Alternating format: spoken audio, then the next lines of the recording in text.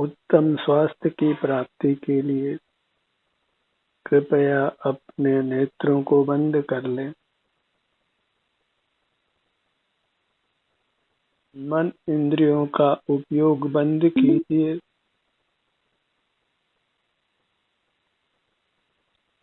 अपना ही उपयोग कीजिए। अपने अमूर्त कार्य का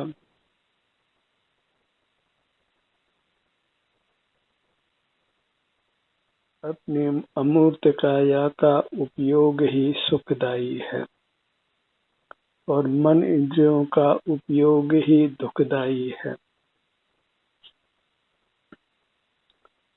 मन इंद्रियों से दूर हो, क्या बहु पूछे बात। राग प्रसार निवारते, सहज स्वरूप उत्पाद। सुख की उत्पत्ति के लिए बस मन इंद्रियों से दूर हो जाना है। मूर्त पदार्थों को देखना जानना नहीं है, उनके बारे में कुछ विचार करना नहीं है, उनको याद करना नहीं है। और अपने अमूर्त काया यही परम आनंददाता होने से इसी को याद करिए, इसी का अनुभव करिए। सिर से पांव तक विस्तार को प्राप्ति हमारी काया, इसको उपयोग में लेने से ये अपार सुख देती है और इससे विमुख रहकर मन इंद्रियों से जगत के सन्मुख रहने से यही काया हमें दुख देती है। इसमें अपार वेदना होती है। ये हमारा शरीर ही हमें सुख देता है और यही हमें दुख भी देता है। इसकी उपेक्षा की जाए, इससे विमुख रहा जाए तो इसमें नाना रोग उत्पन्न हो करके इसमें अपार वेदना होती है। और नेत्रों को बंद कर अपने शरीर का एहसास किया जाए तो इसका हर भाग अति उत्तम सुख देता है। हर भाग उपयोगी है।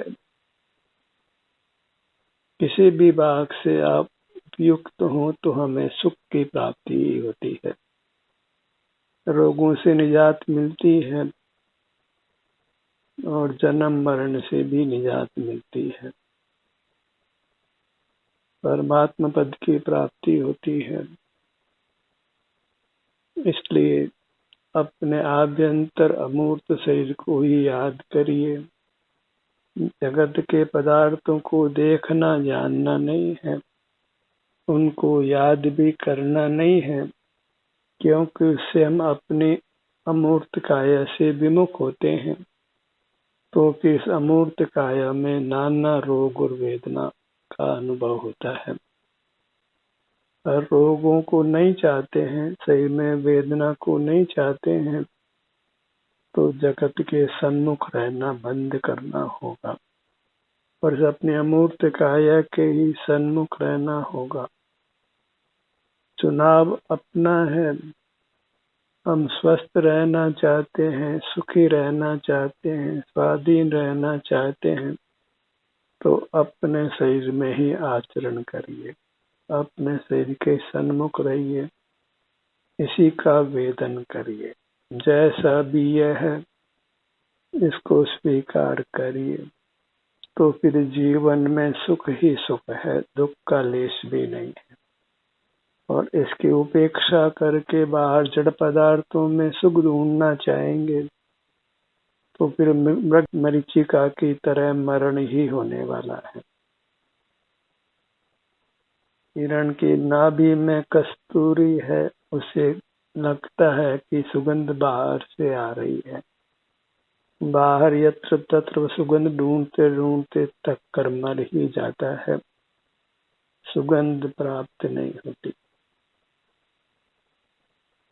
ऐसे ही सुख हमारे भीतर से आता है और हमको ऐसा लगता है कि कहीं बाहर से आ रहा है, तो यहाँ वहाँ मुंह मारते मारते हम मर ही जाते हैं। अनंत बार पहले मर चुके हैं और अभी मृत्यु सामने है। कुछ समझ नहीं पड़ती है। इंद्रियां खुली है, विचार करते रहते हैं बाह्य जगत के पदार्थों का ही, चेतन अचेतन का ही, और परमात्म स्वरूप अपने काया को पीठ देते हैं। आनंददाता से विमुख रहते हैं, और जो आनंददाता बिल्कुल नहीं है उन्हीं के सन्मुख रहते हैं और दुर्गति के भाजन होते हैं।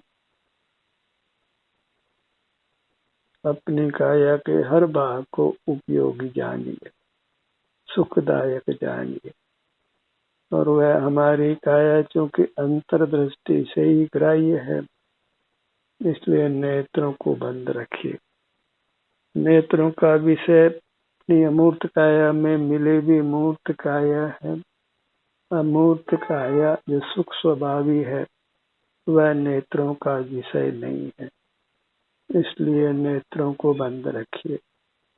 और अपने सन्मुख रहने से आपको विश्राम मिलता है, आराम मिलता है, सुखद अनुभूति होती। बाहर के जगत के प्रति सो जाना है। जैसे रात्रि में सो जाते हैं, ऐसे दिन में भी जागते हुए हमें सोना है। बाहर के जगत के प्रति सोना है। और परमात्मा होने की यह शर्त है, सुखी होने की यह शर्त है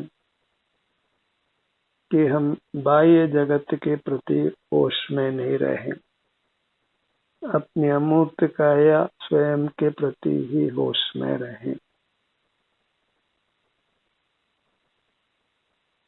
कुछ भी काम बाहर करने योग्य नहीं है। हमारा कर्तृत्व भोक्तृत्व बाहर नहीं है, स्वामित्व बाहर नहीं है, और ज्ञातृत्व को करके हम उनके कर्ता बनना चाहते हैं, भोक्ता बनना चाहते हैं, और फिर संसार में नाना दुखों को भोगते हैं। तो जगत की ज्ञाता बनना बंद करिए। चूंकि अनादि से इंद्रियों का उपयोग किया है, इसलिए ज्ञातृत्व को छोड़ना कठिन तो है। चलती हुई आदतों से मुक्ति पाना मुश्किल होता है, पर सुख पाना है तो हमें इस चलती हुई आदत को समाप्त करना होगा। लोग सिगरेट पीने को बुरा कहते हैं, शराब पीने को बुरा कहते हैं, नशा करने को बुरा कहते हैं, और अनेकों पदार्थों को बुरा कहते हैं। इंद्रिय ज्ञान को कोई बुरा नहीं कहता, अपितु उसको ज्ञान स्वभाव प्रतिपादित करता है। जगत के पदार्थों को उपयोगी बताते हैं, लाभकारी बताते हैं, पर अपनी ही अमूर्त काया उपयोगी है, लाभदायक है, सुखदायक है, ऐसा उपदेश नहीं देते। इस प्रकार संसार से सुख की प्राप्ति होना अत्यंत असंभव है। अपने पास ही आइए और आपको मार्ग मिलेगा, मार्ग फल भी मिलेगा। ध्यान भी होगा, ध्यान का ध्येय भी होगा, और ध्यान का फल भी होगा, और आप ध्यान करने वाले भी होंगे। सब स्वसन्मुखता में घटित होता है। तो अपने हर भाग को उपयोग में लेना प्रारंभ कीजिए। उनको उपयोगी जानिए, सुखदायक जानिए, लाभदायक जानिए। हर छोटा से छोटा भाग आनंद दाता है। जैसे मिश्री का हर टुकड़ा मीठा स्वाद देता है, ऐसे सिर से पांव तक अपनी अमूर्त काया का हर भाग आनंद देता है, और फिर आनंद इसके अलावा कहीं नहीं है। मूर्त पदार्थों में तो है ही नहीं। अन्य जीवों का आनंद हमारे अनुभव में नहीं आ सकता है, और हमारा आनंद भी अन्य जीवों के अनुभव में नहीं आ सकता है। इस तरह द्रव्यों में परस्पर विभाग है, कोई किसी के अधीन कुदरत में नहीं है। हमें अनादि से इंद्रियों को पाकर पर पदार्थों के, मूर्त पदार्थों के अधीन होते हैं। उस अधीनता को छोड़िए और स्वाधीन बनिए। ज्ञान की पराधीनता है और अनुभव की, ध्यान की स्वाधीनता है। ज्ञान पर को प्रकाशित करता है और ध्यान हमें अपना सुख देता है।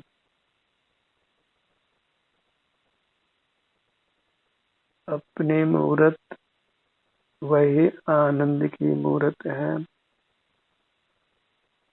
वही परमात्मा की मूर्त है, वही तीर्थ है, वही गुरु है, वही शास्त्र है, वही सर्वस्व है।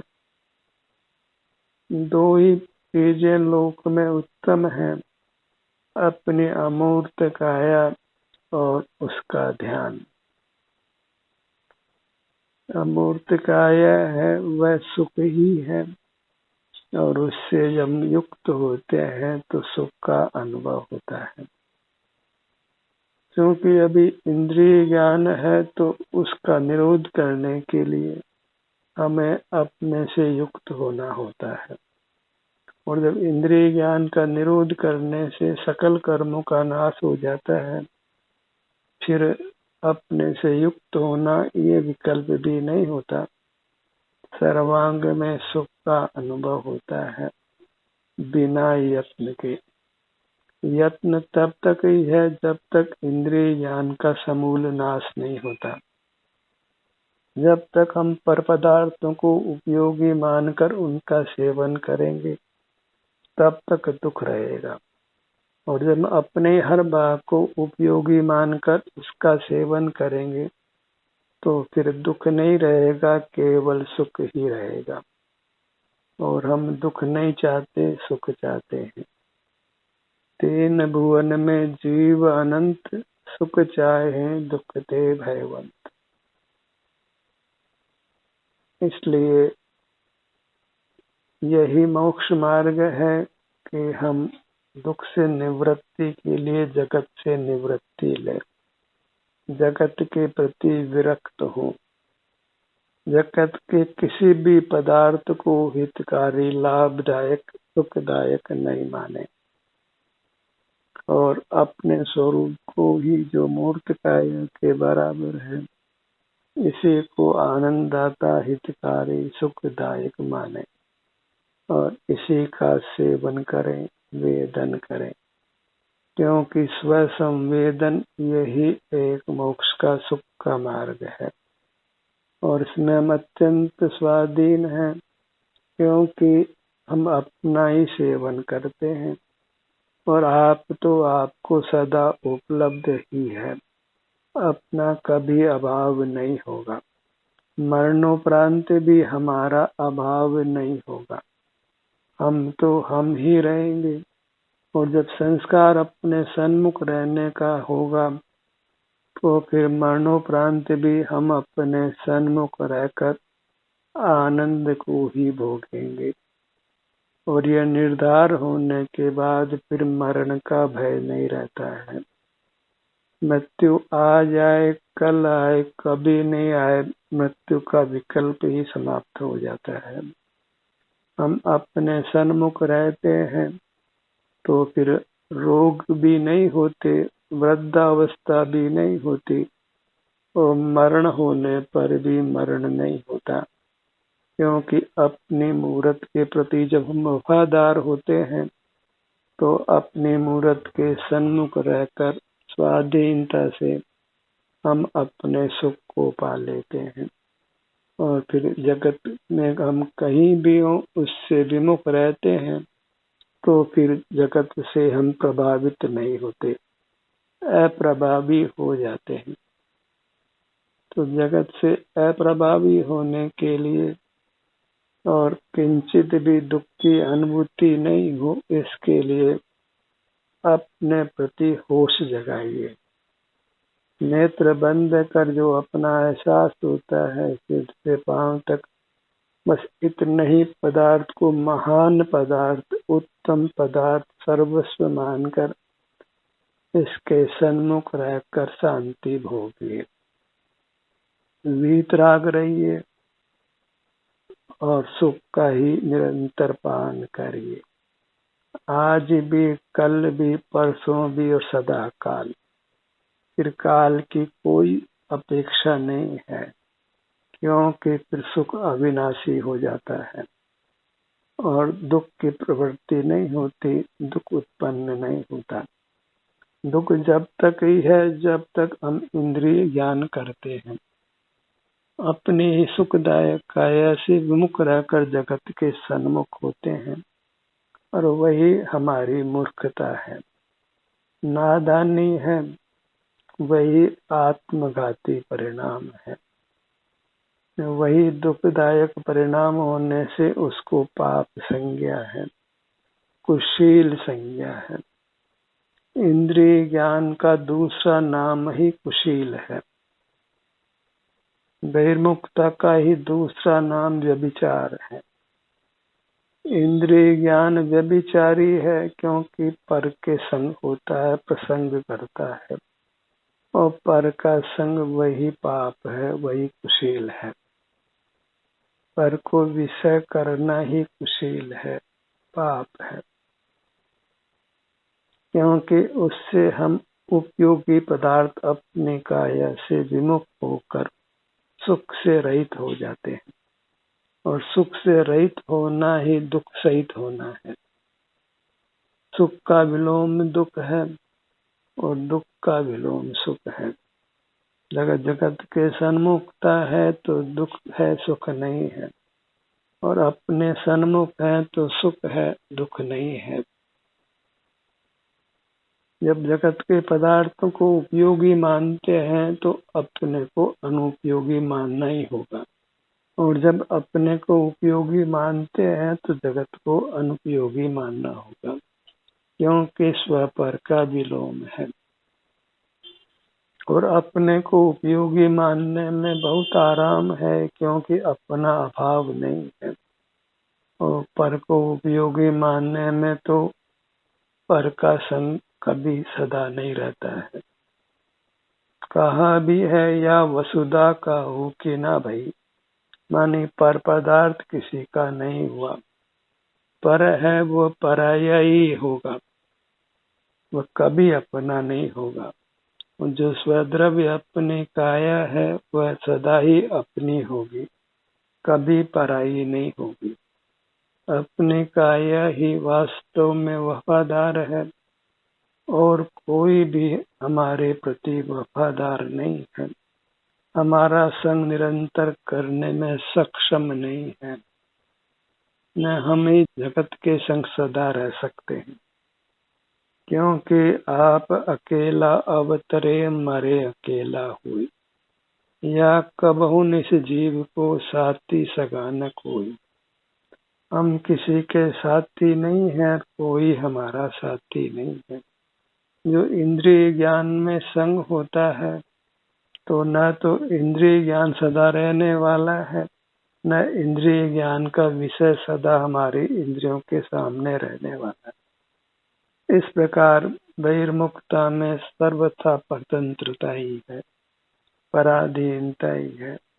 इंद्रिय ज्ञान सर्वथा पराधीन ही है और नाना दुखों को जन्म देता है, और इसके प्रतिपक्ष अपनी अमूर्त काया है, उसका उपयोग, उसका सेवन, उसका वेदन सदा ही सुखदायक है। और अपनी काया के सेवन में विश्राम है।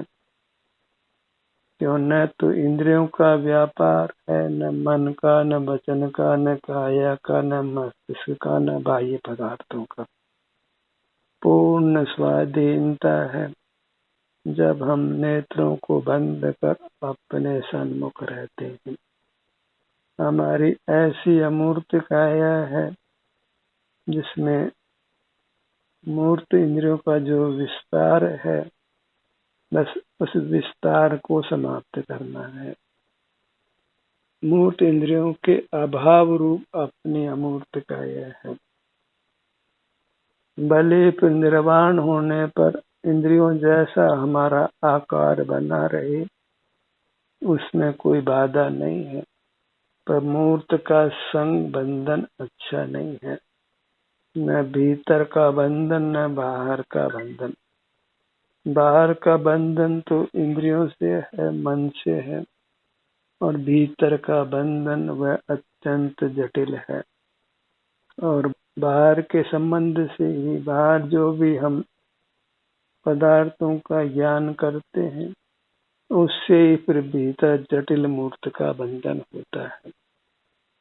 नाना दुर्घटनाएं, नाना प्रकार की पीड़ाएं और इंद्रियां वो भी साथ छोड़ने लगती है, उनसे भी ज्ञान होना बंद होने लगता है। और जो इंद्रियों के ज्ञान को काम में नहीं लेते, उनके इंद्रियां अत्यंत सक्षम रहती है, तो भी वे उसको काम में नहीं लेते और परमात्मा हो जाते हैं।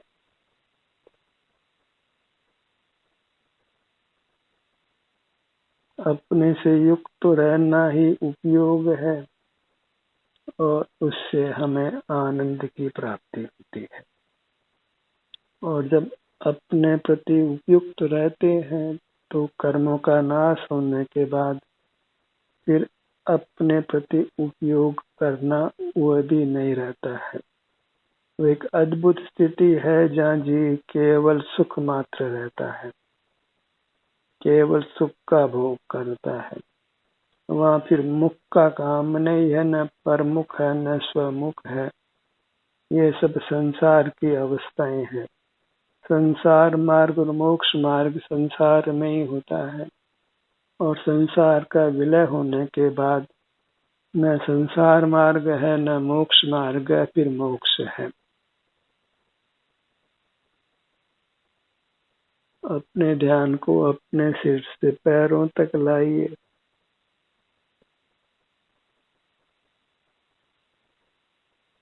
यह एक अमूल्य पदार्थ है, चेतन पदार्थ है, और इसी को चेतना हमारा स्वभाव है, इसी का अनुभव करना।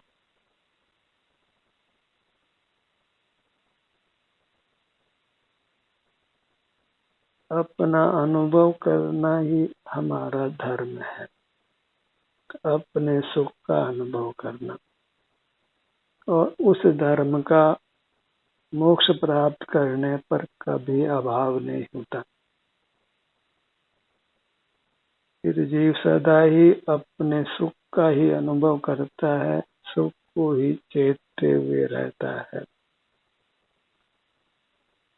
तो मैं एक आनंद भोजी पदार्थ हूँ, अपने ही आनंद को भोगने वाला, ऐसा मेरा शुद्ध स्वरूप है।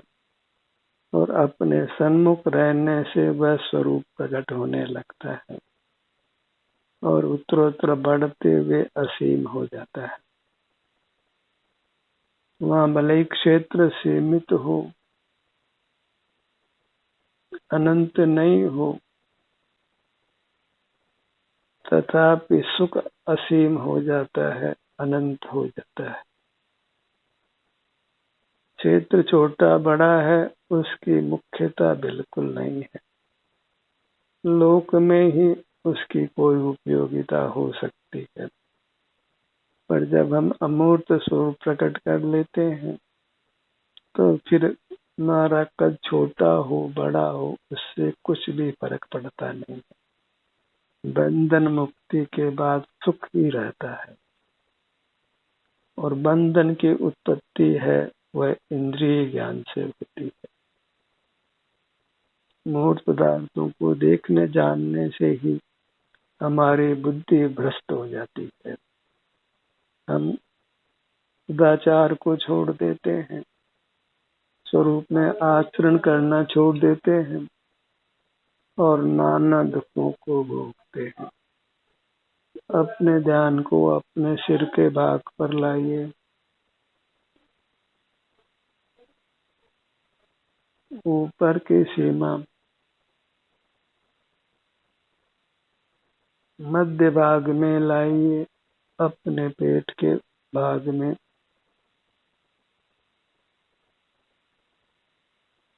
इसके भी मध्य में नाभि के स्थान पर आइए।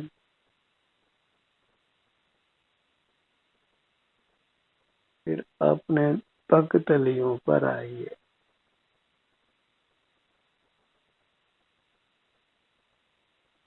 और ये वास्तव में हमने अपने परमात्मा का अनुभव किया।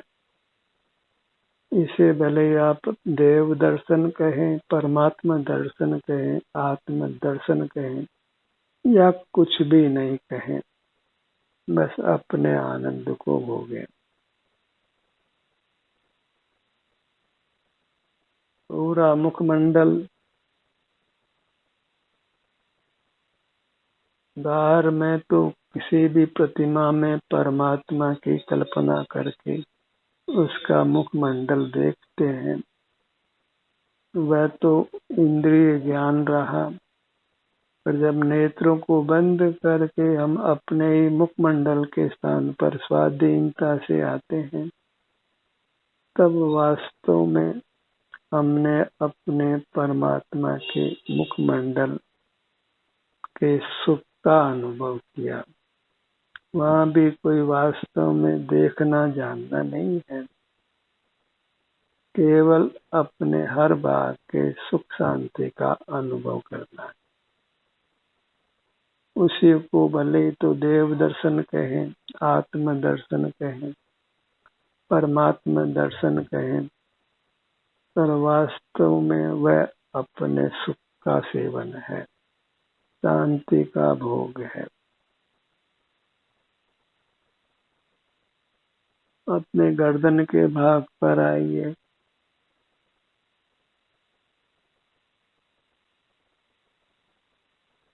अपने धड़ का भाग, आगे और पीछे, दोनों भुजाएं, दोनों पैर,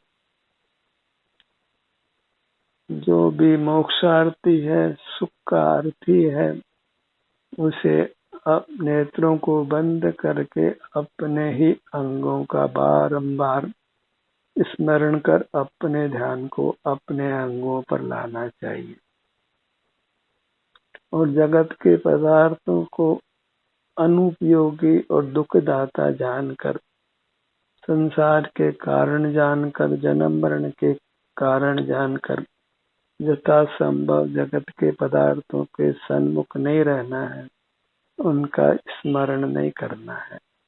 और स्मरण करना है तो अपने ही अंगों का ही स्मरण करना है और अपने अंगों का ही सुख भोगना है।